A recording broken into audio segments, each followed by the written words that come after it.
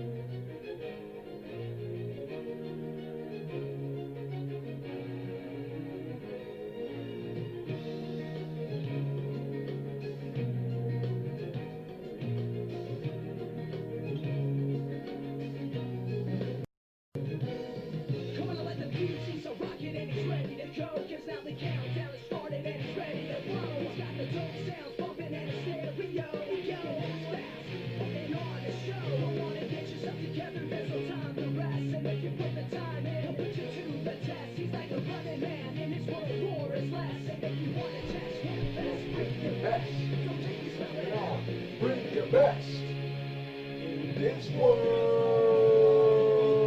Life is strong in this world. Life's an open book in this world. Your mind does not exist in this world. The force that brings things into us in this world. Where one is all in this world. Never feel the fall in this world. Come on.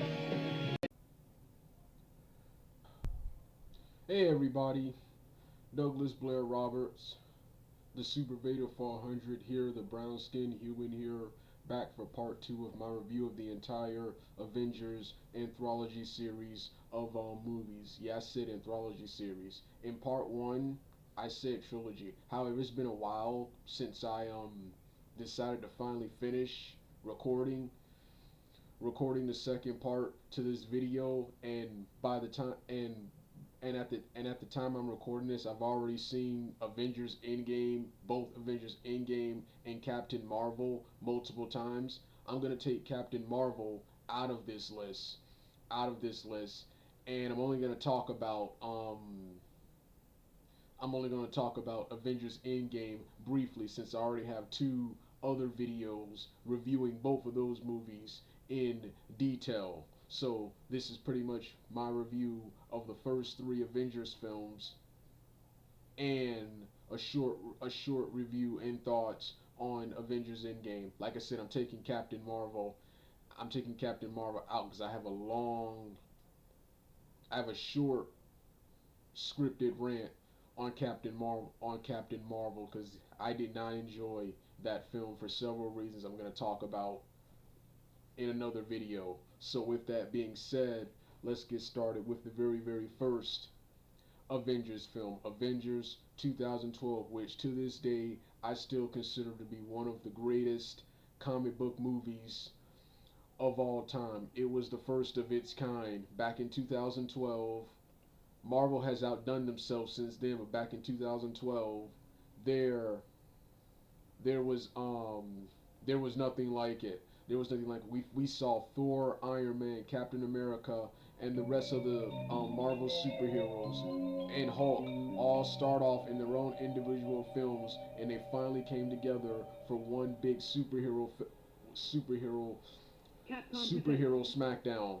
And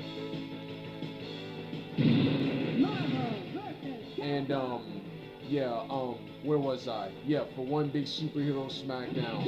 And not only was this film awesome, but it exceeded my expectations and improved upon the flaws of the previous Marvel cinematic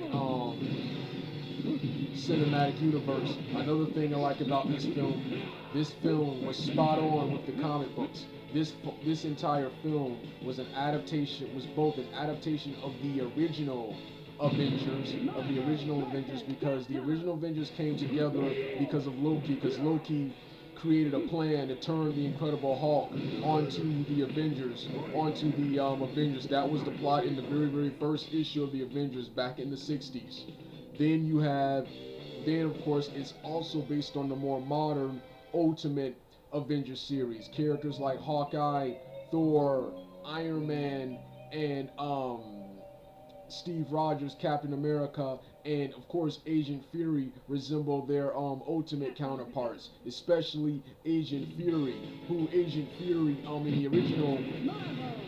the original Avengers from the 60s all the way up until the early 2000s was depicted as Caucasian, whereas now he's brown and black from now on, from the Ultimate ongoing. And I've got so used to Samuel L. Jackson as Agent Fury, I forget that he was ever Caucasian. So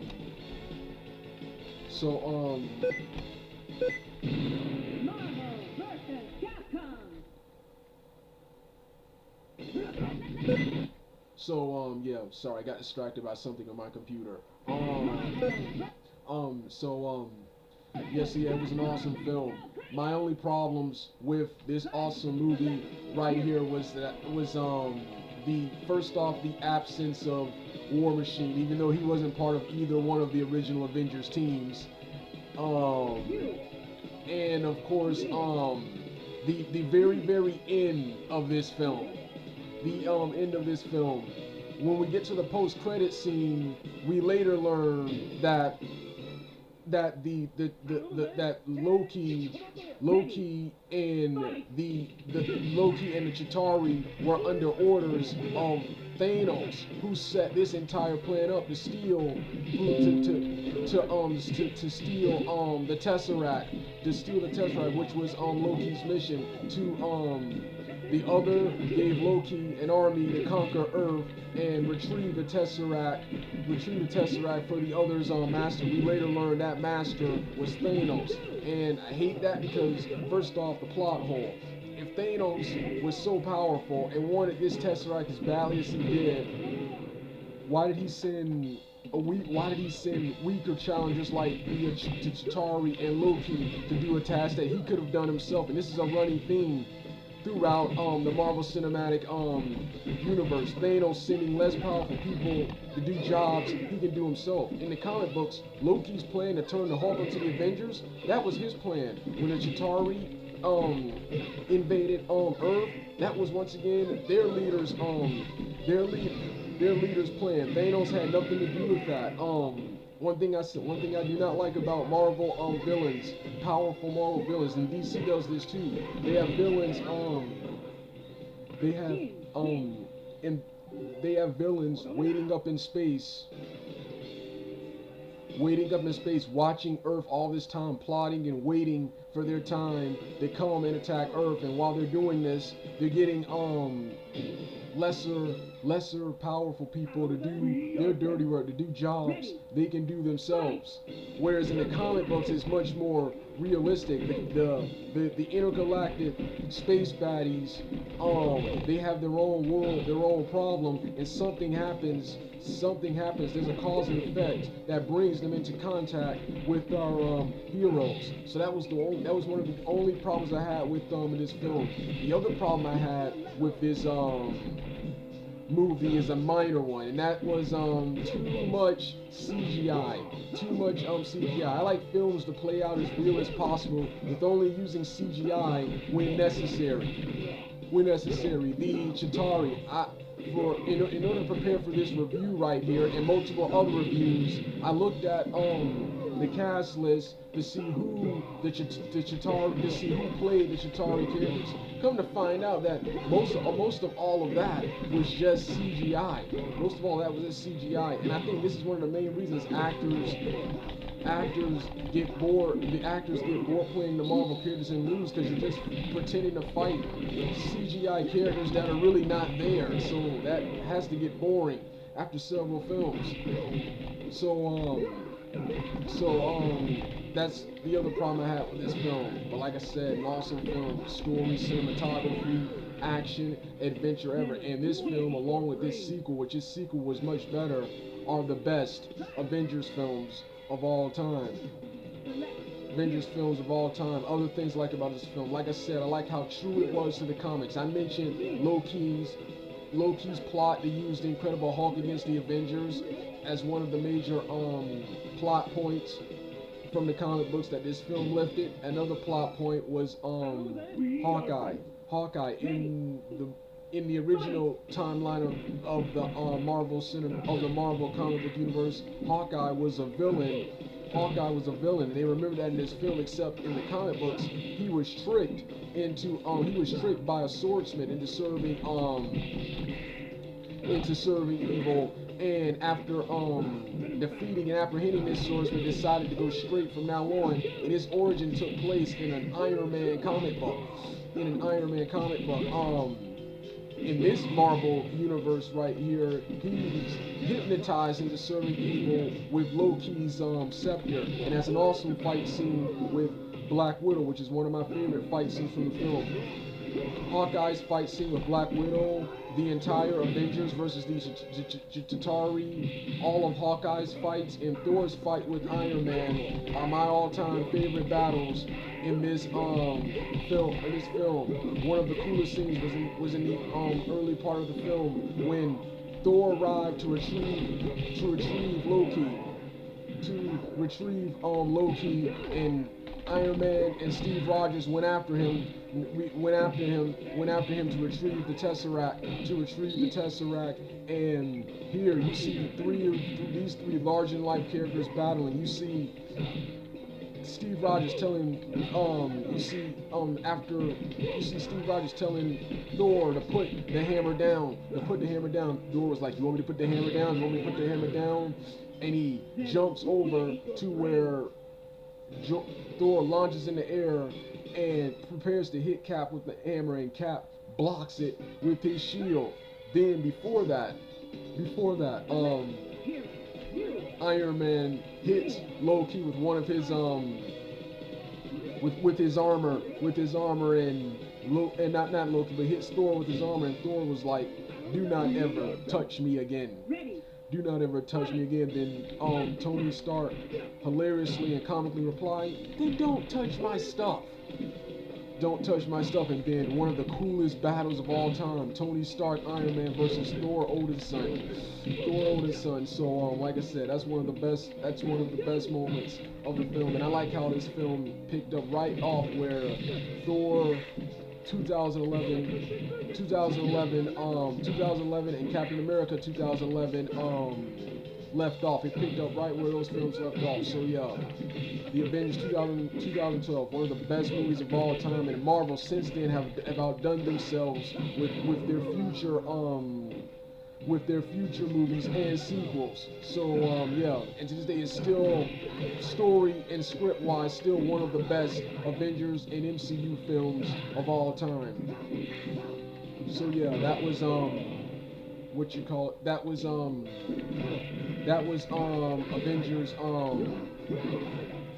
2012. Oh yeah, I gotta talk about the cast. Everyone did great. Actors, Samuel L. Jackson and Scarlett Johansson were even better in this film than they were in their previous film, Iron Man 2. In the previous film, Black Widow was just some bland female action hero, femme fatale. And Fury, Samuel L. Jackson did not resemble Agent Fury in that previous Iron Man film. He gave a good performance, but Samuel L. Jackson played Samuel L. Jackson in that film. Here he was more closer. He was more closer and more serious and more closer to Agent Fury than he was in the previous movie Iron Man 2. Chris Evans, Thor, and Chris Evans, Hemsworth, and Robert Downey Jr. were awesome as always. Jeremy Renner was phenomenal as Hawkeye, probably one of the MVPs of the film. And Mark Ruffalo, I like him much better as the Hulk than Edward Norton. Edward Norton, he was a great actor, but he didn't act like Bruce Banner. He acted like his Fight Club character, like I said in my long Marvel Cinematic Universe review. Loki, another problem I would probably have with this film was that Loki in this film wasn't as powerful as he was in the previous movie, Thor 2011. In this movie right here, after getting beat up by the Hulk, he stayed there and laid there, which gave the Avengers plenty of enough time to drive back the Chitauri army through the portal and capture and apprehend Loki. So that would probably be the fourth problem I had with this film right here. But Hiddleston did a great job as Loki. So like I said, an awesome film all around. One of the best of the Marvel Cinematic Universe. Now the next film, Age of Ultron. Was awesome. It was bigger, badder, and even better than the first Avengers film. This film had a much better storyline, in my opinion. It had a much better storyline, and it had a much better, much more intimidating and complex villain in Ultron. Let me talk about my history with this film. After seeing Avengers 2012 and all the movies that came afterwards, I couldn't wait for the second Avengers movie, Age of Ultron. That was until I heard what the film was going to be about. When I saw the screenplay had Tony Stark and Tony Stark building a robot to protect the world when the Avengers aren't there, to protect the world when the Avengers aren't there, and the robot instead snaps and turns on humanity and wages a war against humanity. It's up to the Avengers to stop him. I did not want to watch, when I heard about this, my excitement for the Avengers movie turned to disappointment. I did not want to watch no Avengers movie where Thor, Hulk, Iron Man, Captain America, Hawkeye, and Black Widow and the other Avengers, fight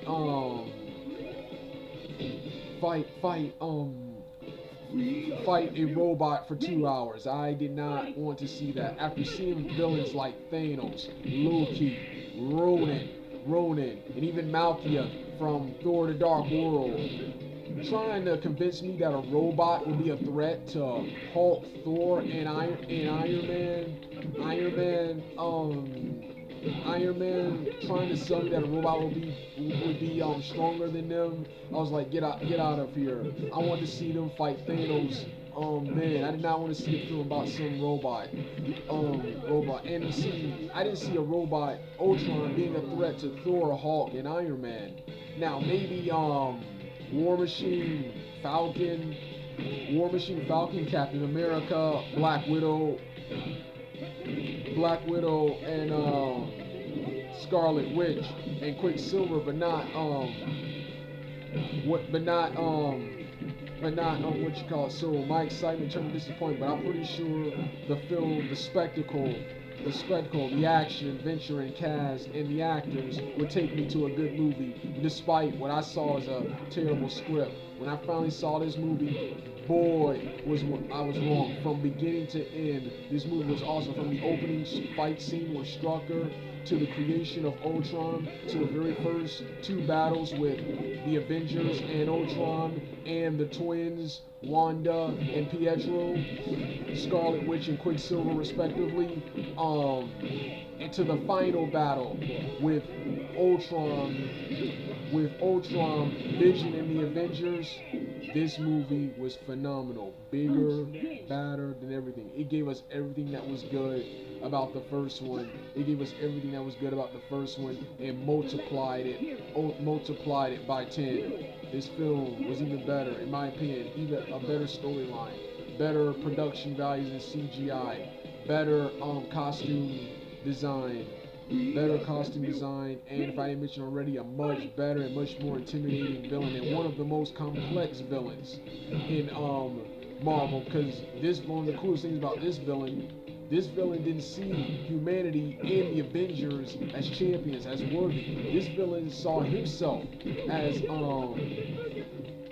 the hero, and he was going to construct more Ultron bots to eliminate and replace the human race. Another thing I like about this film was one of the many things I read in the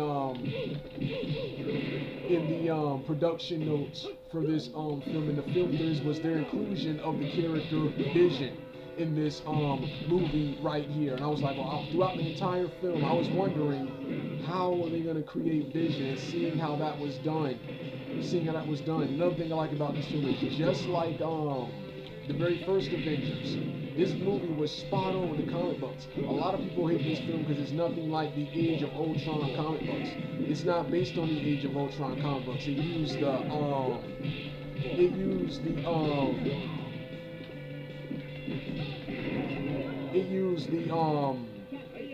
used the name of the Age of Ultron, but it's not the Age of Ultron storyline. This movie is based on the origin of the twins, Wanda and Pietro, who of course were children of Magneto, which this is omitted from the film, and joined the original incarnation of the Avengers, and the origin of Vision and Ultron. That's what this is based on. The origin of both of these characters is vastly similar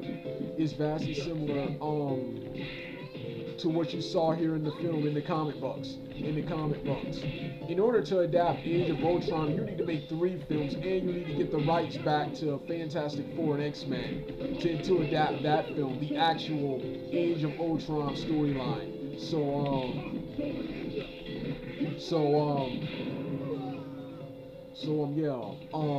And like I said, the action was great. Every fight scene was good, with the best being the opener with Hydra, Strucker, and his men. Then of course, you had the very first battle with Ultron and the twins. Then of course you had wasn't the best fight, but you had Captain America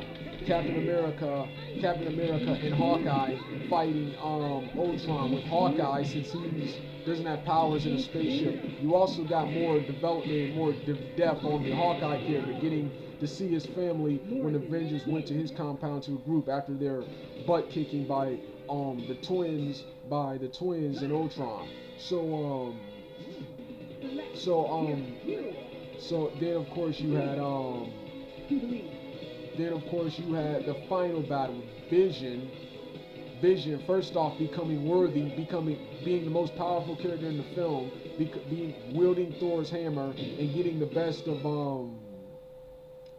Ultron in the final battle with Vision, Ultron fighting the Avengers, with Vision and with the Avengers, all the Avengers and Vision cleaning house, and Thor saying a comical line, "Is that the best you can do?" Then Ultron arrives with more, the real Ultron arrives with more Ultron boss, and Captain America was like, "You just had to ask." And Captain America's epic hero speech where he's like, if they hit you, hit them back. If they kill you, walk it off. And the twins in the final battle, seeing the light and turning on Ultron and joining the battle in the side of the Avengers. You also had Wanda during the early part of the film. I forgot this part. Wanda getting in the Hulk's, getting hypnotized, using her powers to turn Bruce Banner into the Hulk, and turning the Hulk Unleashed into the city, just like Loki wanted to do in the previous Avengers film. And Hulk uses, Tony Stark uses the Hulk Buster armor to make to make Banner go to sleep. What's his name? This actually officially begins Hulk's long story arc that technically concluded with Avengers Endgame. So, then of course, going back to that epic final battle, then the final, what I like to call the final Dragon Ball power moment, where Thor, Iron Man, and Vision, the only characters with lasers and chi-based attacks, using their energy to overwhelm Ultron, and Ultron then tries to reason with the Avengers, but Hulk comes out of nowhere and knocks him into the sky, ending the first Ultron, with the other Ultrons retreating, and then my boy Rhodey, War Machine, comes out and eliminates the rest of the Ultrons. Then the last one, one of the last ones tries to escape. First he tries to shoot Hawkeye with Quicksilver, one of the many things I didn't like about the film, but made me respect the film even more. Quicksilver shields himself in front of Hawkeye taking the blast, killing himself in the process. What's his name? I did not like that. I did not like I did not like them killing off Quicksilver.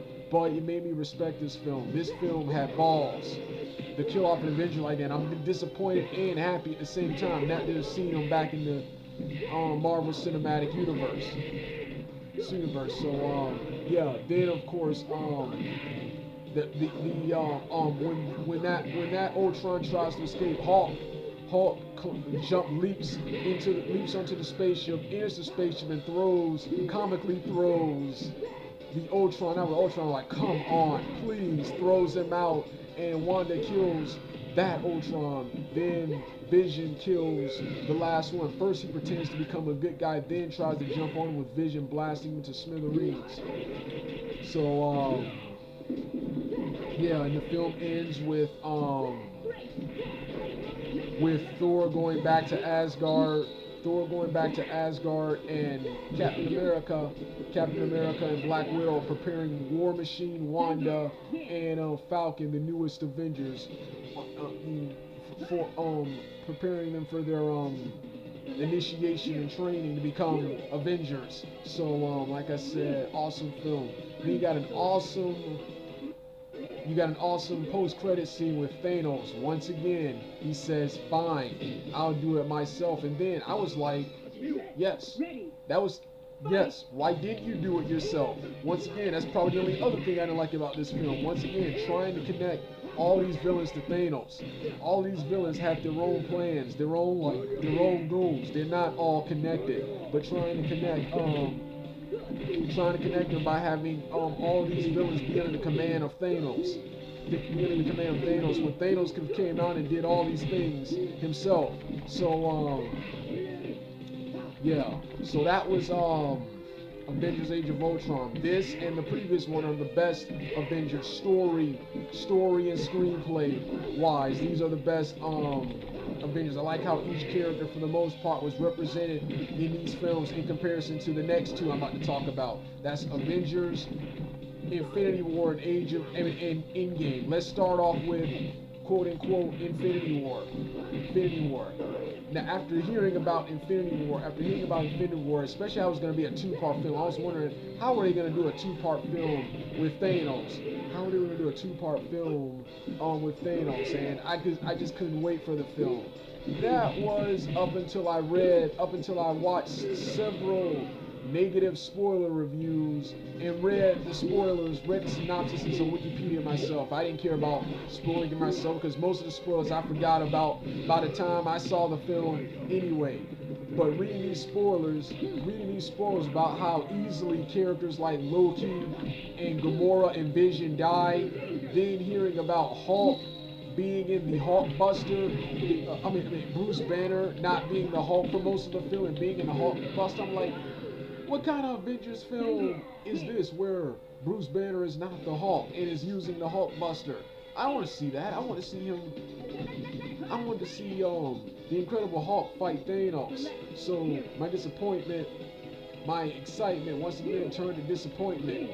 And I was also having personal problems at the time. It didn't feel like going out or hanging out with anyone at the time. So I saw a leaked copy of Avengers Infinity War, and once again, every time I doubt Marvel, they always exceed my expectations. Every time I doubt them, man, they always make me eat my words. This film, while I have loads of problems with it, mainly at the screenplay, when it came to story, and more importantly to story, spectacle, this film was unmatched. This was the biggest box office smash hit spectacle of 2018. This film was a bigger spectacle than all of the other big time edgy action films like G.I. Joe, Transformers, Pacific Rim, Star Wars, Star Trek,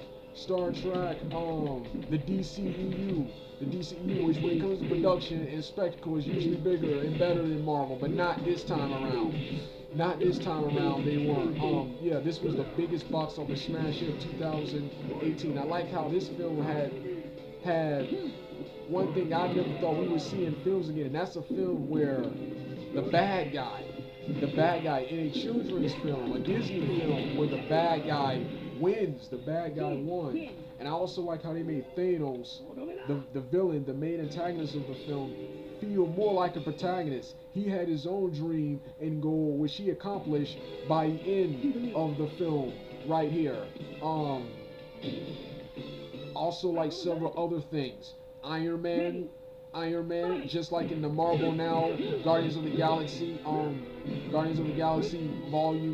1 comic books. Iron Man is a brief member of the Guardians of the Galaxy. You saw that here with him fighting, with him meeting and fighting, and later teaming up with the Guardians of the Galaxy to battle Thanos.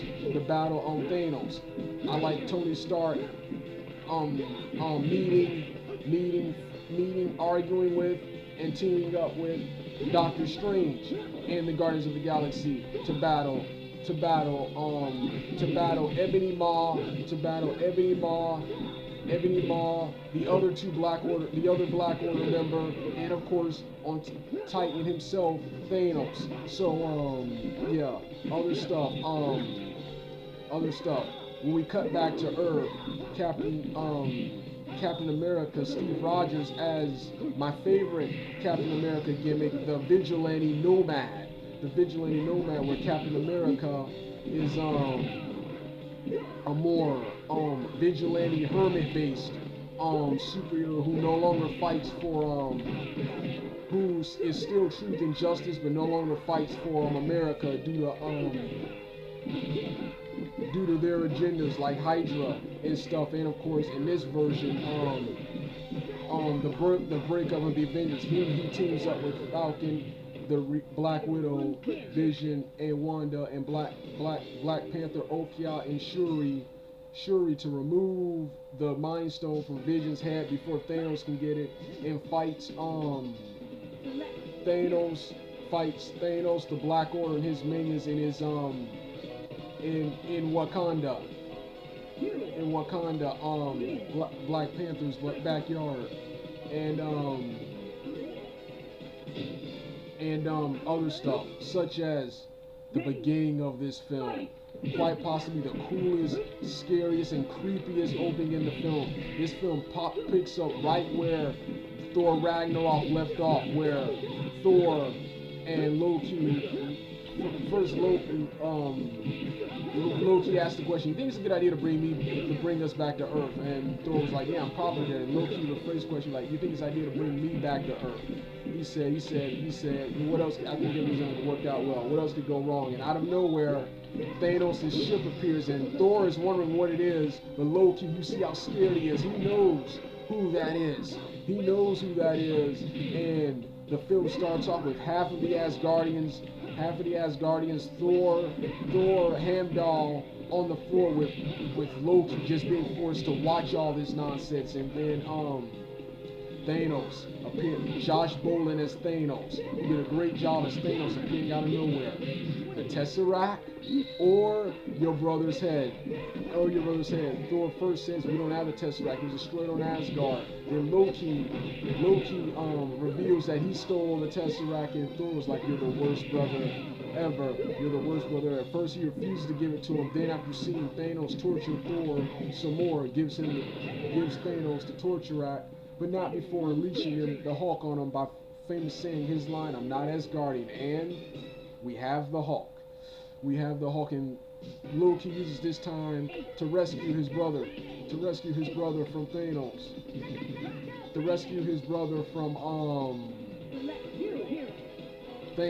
Thanos, while the Hulk battles Thanos in one of the best fights in the film. Hulk immediately has the upper hand on Thanos, but Thanos' superior combat training allows him to dodge and Mayweather in one shot Hulk with pure boxing technique. Awesome stuff right there. The Incredible Hulk beaten down in under a minute beaten down in under 2 minutes in the part of the film, man. Then Thor tries to talk him from behind, but Thanos kicks him, and every mob, Thanos' hype man, locks him up in some metal. This is one of the parts I didn't like about the film. Now for stuff I didn't like about the film, before we get back to the stuff I didn't like. What I didn't like about the film was the characters in this film, particularly Loki, Drax, Nebula, Gamora, and later Quill. Quill did a lot of stupid stuff in this film. Doctor Strange did something stupid too, and I'm gonna tell you what that was later. Let's start off with Loki. Loki, instead of using his Shadow Clone Jutsu maneuver shadow clones juicing you with the clones and trying to stab Thanos in the back where he can't see you, using one of your clones to distract him and using the other to stab him in the back. Loki instead, first he pretends to join Thanos' side. Instead of laying low. Maybe Thanos would have forgot about you. But no, he instead first pretends to join his side. Then he, out of nowhere, he foolishly, with no strategy at all, raises the giant knife or scepter up to Thanos. And Thanos immediately blocks it with the Infinity Gauntlet. And comically, I'm not supposed to be laughing at this scene, but this scene was both sad, tragic, and unintentionally funny. And Thanos just grabs him and strangles him to death. I was laughing in a scene I'm not supposed to be laughing in because it was so stupid. He didn't try no strategy or anything. See, when it comes to these Marvel movies, I like the producers, actors, and the production team. They're the reason these movies are good. The producers, Kevin Feige and Josh Whedon, who I don't think works there anymore. These screenwriters and directors, that's James Gunn and of course the Russo brothers. I do not like these people. They do not follow comics. They do not follow comics. They nerf powerful characters in order to push another character or a stupid agenda, and change a lot of stuff and constantly connect characters who have nothing to do with each other to one giant story. Like Ego, who has nothing to do with the Guardians of the Galaxy nor Peter Quill, Ego being Peter Quill's father, when in the comic books it's an alien named Jason, son of Spartacus. So yeah. But going back to this other stuff I didn't like, so yeah, characters doing stupid things, and which God just kills him. Luckily, Hemsworth was able to save this scene when he broke out of the metal and was like, no, Loki, no. So, yeah, and Thanos destructing the ship. Then later, when Thor is rescued by the Guardians of the Galaxy and meets up with the Guardians of the Galaxy, they come up with a plan where Thor, Rocket, Raccoon, and Groot go to Nivenir, the dwarf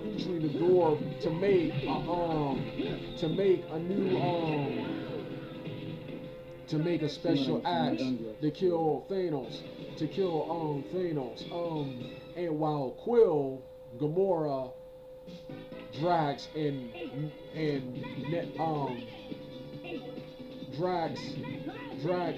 Mantis go to nowhere to fight Thanos, to combat Thanos, to retrieving the next stone. They get there and see that he's interrogating the Collector about the stone. But Collector about the stone. Quill then comes up with a plan to attack Thanos. Drax foolishly rushes into battle to kill Thanos, when in the previous movie, Guardians of the Galaxy, this guy, you couldn't even beat Ronan. How are you going to kill Thanos? Why are you rushing in like that, endangering everyone in the mission?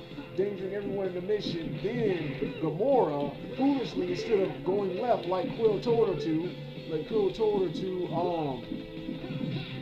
she literally heads for Thanos, stabs him, appears to have won, but it turns out to be all an illusion, using the Reality Stone, which she reveals he already took from the Collector and probably killed him. And Thanos kidnaps Gamora, and later Gamora lies and says she never found the Soul Stone. But then,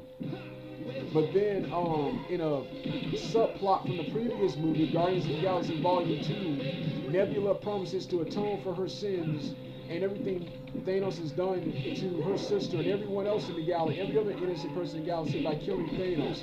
Instead of joining the Guardians of the Galaxy and combating Thanos as a team, she comes up with a brilliant and suicidal mission to go on a one-person mission to fight Thanos.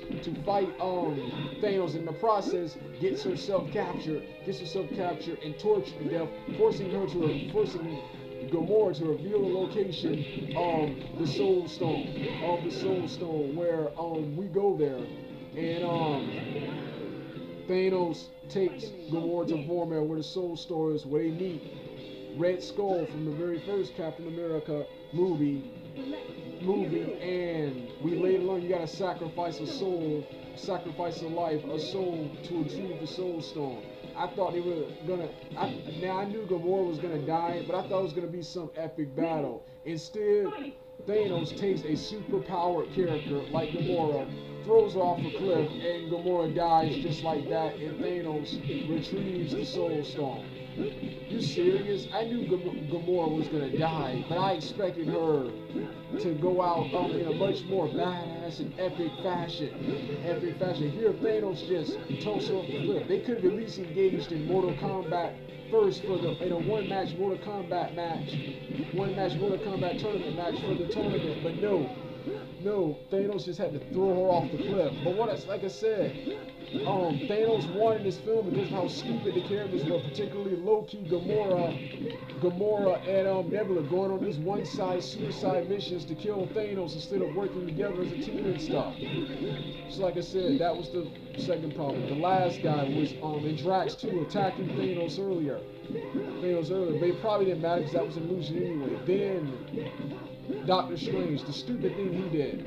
It was Doctor Strange's job to protect the stone.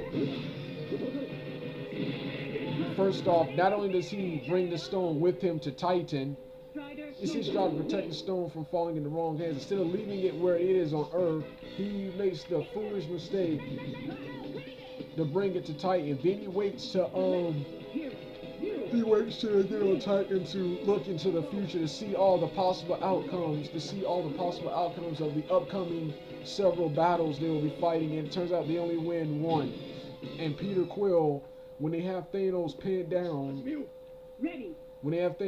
Peter Quill causes them everything by, instead of shooting Thanos,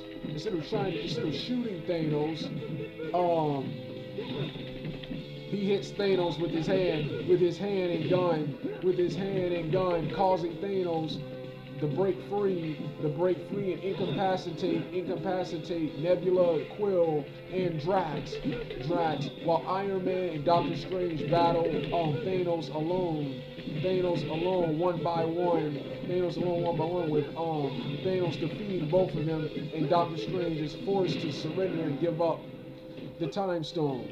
This then allows Thanos to enter Wakanda, and he beats Black Panther, War Machine, Bruce Banner and the Hulkbuster, Steve Rogers, Captain America, Black Widow, Hawkeye, Groot, Wanda, and now once again I knew Vision was gonna die. Actually, when I saw it in Avengers Age of Ultron, when I saw the Mind Stone, Thanos is gonna take that Mind Stone and rip it out of Vision's head.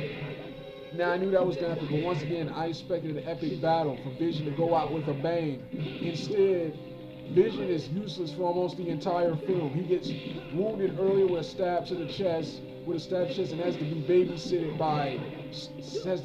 and saved by Black Widow and the rest of the Avengers, which is another problem with this film. The females and human characters were fighting way better and lasted longer than the superpower characters like Loki, and like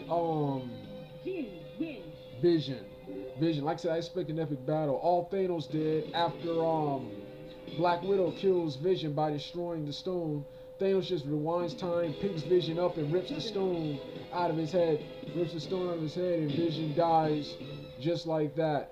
Then one of the best fights, Thor comes out of nowhere and hits Thanos with a huge lightning blast. Hits Thanos with a huge lightning blast and hits him in the chest with the axe and prepares to bury it in there. And Thor says his famous line, one of his famous lines in the film, "I told you, you died for that."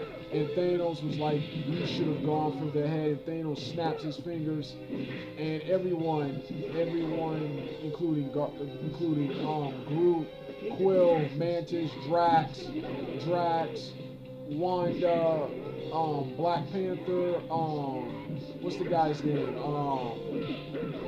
Black Panther, Falcon, several Wakandan soldiers, Doctor Strange, and in the follow-up film, Ant-Man and the Wasp, Hope Van Dyne, Pym, Janet, all of these people vanish, and turn to dust. Fury and Maria Hill too, leaving only the original Avengers, War Machine, Nebula, Rocket, alive. And of course Ant-Man, who got stuck in the quantum realm. Who got stuck in the quantum realm. So yeah, these were the problems I had with the film. Let's go back to the positives. The positives was the action all across the screen, with the best fights being Thor, Hulk, Doctor Strange, and Tony Stark. Tony Stark versus Thanos, followed by the entire battle on Titan, the entire team up battle on Titan. Then of course you had the team up battle in Wakanda. Then before that, the team up battle with Vision and Wanda versus the Black Order, and the awesome entry of Captain America. Then the Wakanda battle, which the first part of the Wakanda battle, apart from some good War Machine and Falcon action, the first part of the battle was absolutely terrible. It picked up when Thor finally completed his training for the axe. And used the portal to land to have an epic landing, heroic landing into Wakanda, where he said his infamous line, "Bring me Thanos!" And him, Groot, and Rocket charged at the giant tower and hit a giant ground lightning blast, and then it cut to the battle on Titan, and back and forth with Thor, Steve Rogers, and Groot fighting Rocket and what's the guy's name? Bucky fighting and shooting Thanos's minions. Then you have Wanda Okai defeating Proxima Midnight. That's the female Black Order member. And Bruce Banner defeating the other one, and defeating the big one from the first part of the film. The film, I can't remember his name in a moment. Then Vision killing the guy, Vision in his last useful act in the film, saving Cap by killing the guy who nearly killed him in the earlier film, who stabbed him earlier in the film, in his last useful act in this movie right here. So like I said, story and action wise, it doesn't compare to various other comic book films, but when it comes to spectacle, it's unmatched, man. It's unmatched. So yeah, that was Avengers Infinity War. I like how they made, as much as I hate seeing a lot of my favorite characters die, I like how they made it feel like the Avengers. I like how they made it where the Avengers, the original Avengers, in the next one, Endgame, would save the world. So yeah, this was Avengers Infinity War. The entire movie is based on the 1991 storyline Infinity Gauntlet. The plot where Thanos wants to balance the universe by removing half of life, so the world can improve and live a higher quality of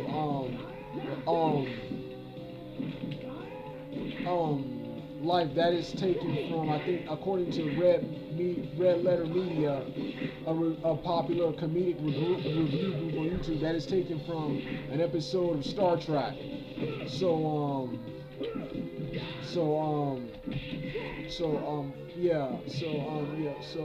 That was Avengers Infinity War.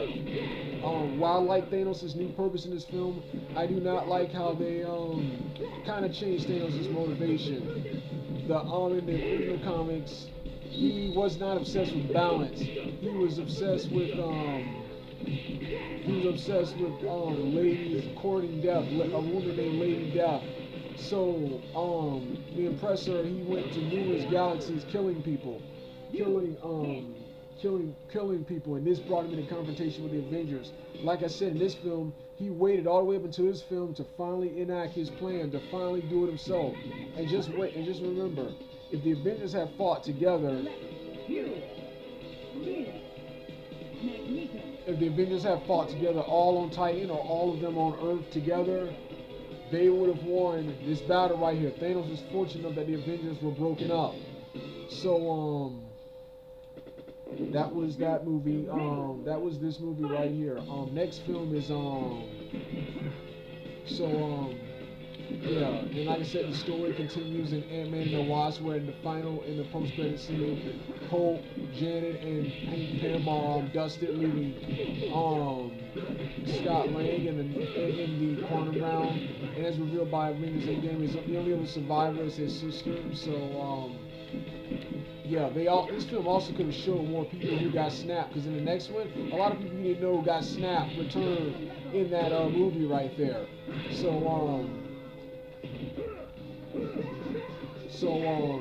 Yeah, Avengers Endgame, awesome movie right here. Story, action, and everything. Like I said, screenplay, I got a couple of problems with it. Story, action, and spectacle made this film worth it. And it's one of the biggest box office spectacles in 2018, and one of the best in 2018. So, yeah, this was Avengers Infinity War. The next film on this list, I'm only going to talk briefly about this, that was Avengers Endgame. What an awesome movie, man. Picks right up where the first one left off.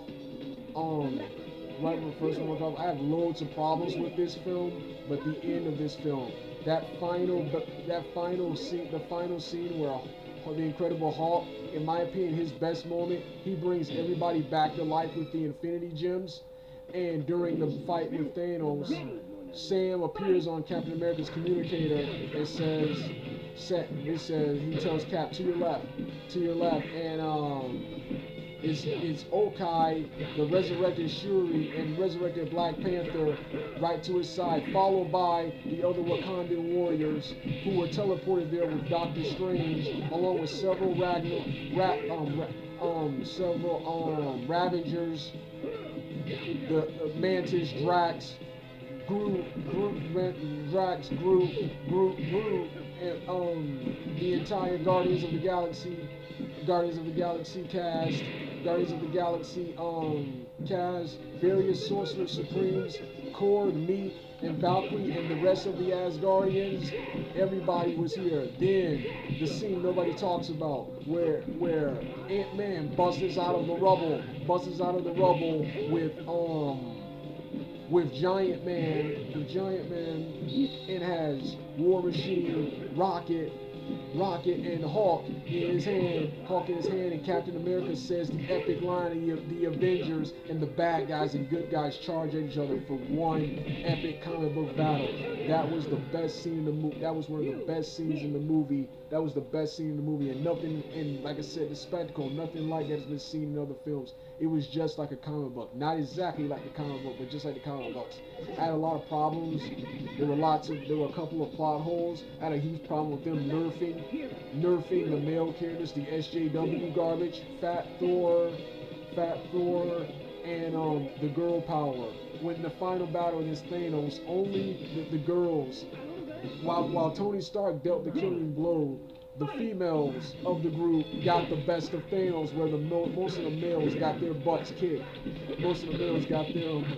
Captain Marvel was much better in this movie than she was in her film. The two scenes she had, the beginning where she rescued Stark and Nebula from space, and the final scene where she participated in the battle against Thanos and destroyed his ship, were her best moments in the film. Then I love the epic and tragic funeral at the end, and other stuff about this film. That's all I'm going to say about this film. Also love Hawkeye's development in this film.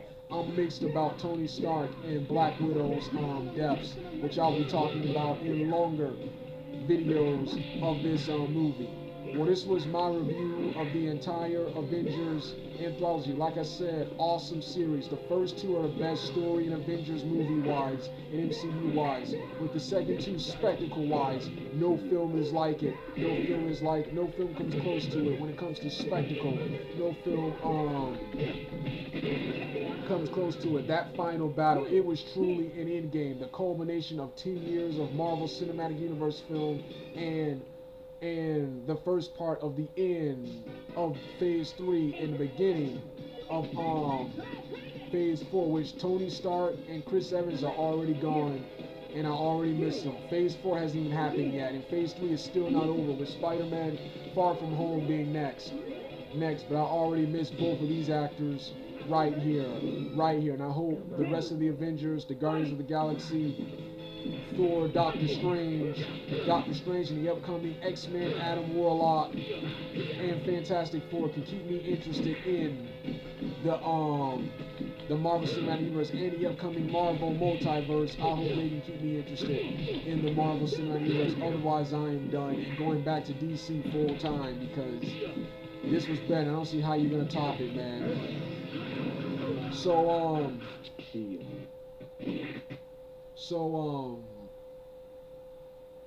this right here